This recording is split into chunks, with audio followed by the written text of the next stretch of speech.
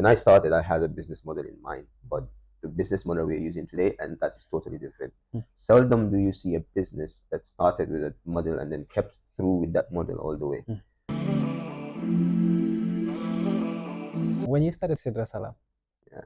how did you decided that this is the model that we are going to use to make money? So I've learned something through the years.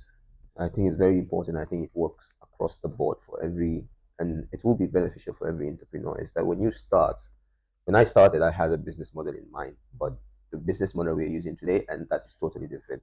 Seldom do you see a business that started with a model and then kept through with that model all the way.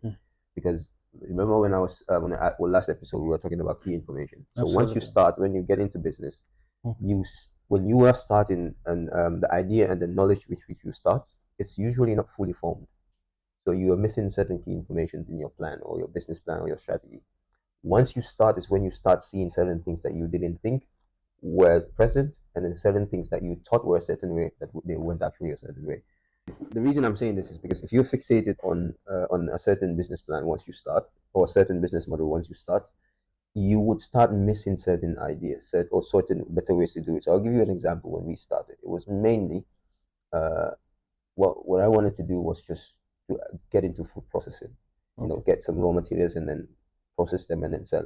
Once I started, I realized, okay, I don't have key information, so let me just go to the source of these raw materials and see what exactly is there. How can I build relationships and how can I have suppliers? But when I got there, I realized, okay, this is not going to work if I start a factory, because there would not be a good supply for raw materials.